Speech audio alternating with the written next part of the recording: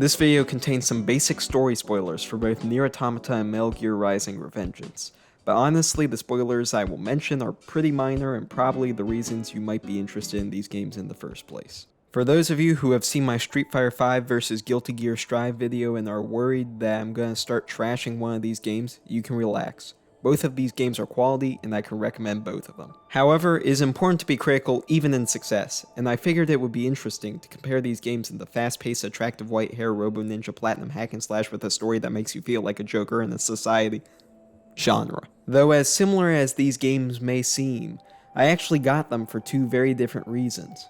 I got Nier because I heard it was an extremely polished action game that also had a philosophical story that makes you feel emotional over artificial intelligence. I got Metal Gear Rising because it had the funny guy from all the memes, as well as the funny guy from all the memes. So while these games are cut from the same cloth, they definitely have their own personalities.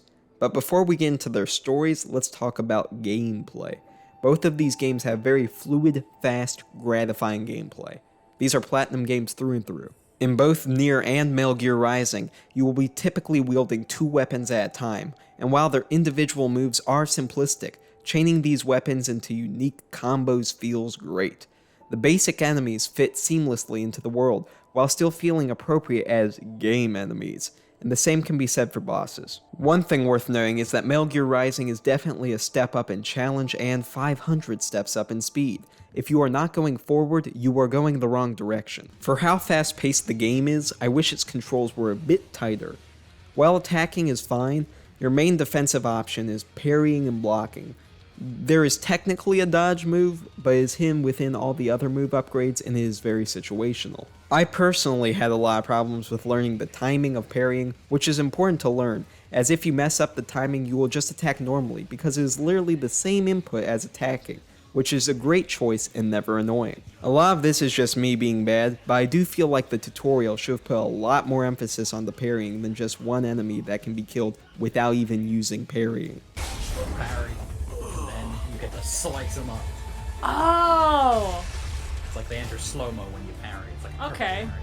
Alright. Even though for some reason it didn't make you do it, it just finished the tutorial. Finish the tutorial, I guess. Additionally, it wasn't even really needed until the monsoon fight, which meant that relearning it was a very fun experience.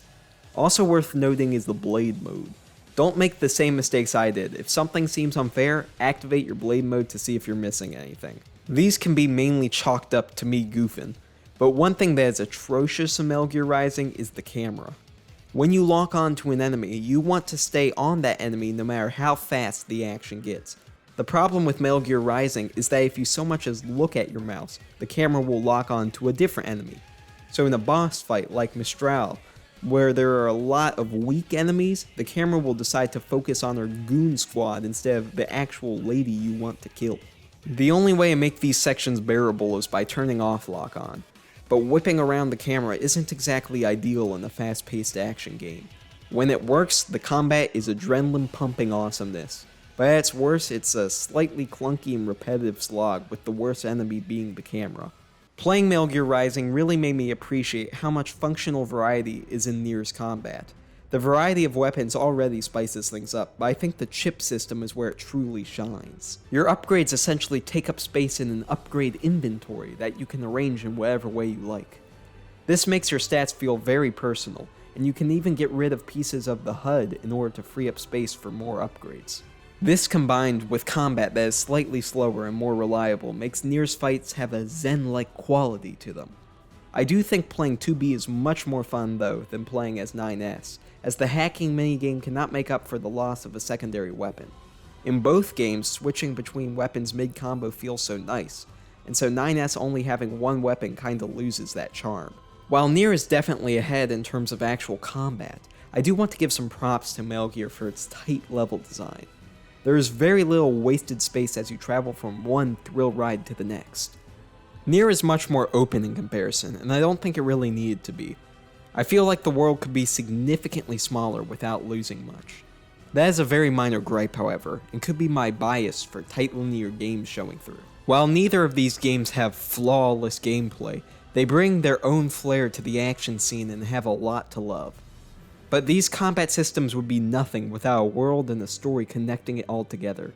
I really enjoyed both of what these games had to offer, even if they are very different. While I do not think that Nier quite lived up to the hype of being a philosophical masterpiece, I do think that it offers a very engaging and unique story with an interesting aesthetic. If what I said sounds like a bunch of fancy words that I wrote to pad for time, you play as a robot lady hauling a dump truck in a world with a wacky, depressed robot army and villains that are very over the top in anime. I think it's well worth your time to look up analysis videos on all the philosophy references to truly understand all that is going on within the game. I think it is the soothing yet eerie soundtrack that really brings its atmosphere together. It really sells that a small amount of hope is merely surviving in its desolate landscape.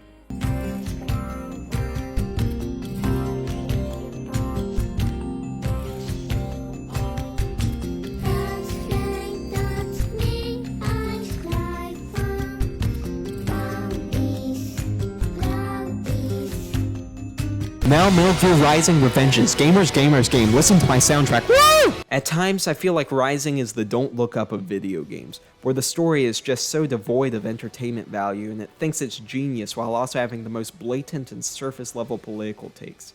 There are moments where you just have to stop and listen to some trademark Kojima dialogue for way too long. There is also a character who has subtitles for his subtitles, and that's just dumb. However, there are also moments when it decides to be very entertaining, like with Sander Armstrong and Raiden wearing a poncho to blend into Mexico. Wow, it's almost like you can make a political statement and be entertaining at the same time. Whoa, why didn't you do this for all of the game? These moments, though, are just so insane and over the top that they match the craziness of the gameplay, just in a different way. I mean, one of the bad guys literally says, "Demand for PMCs is about to skyrocket. Like the good old days after 9/11.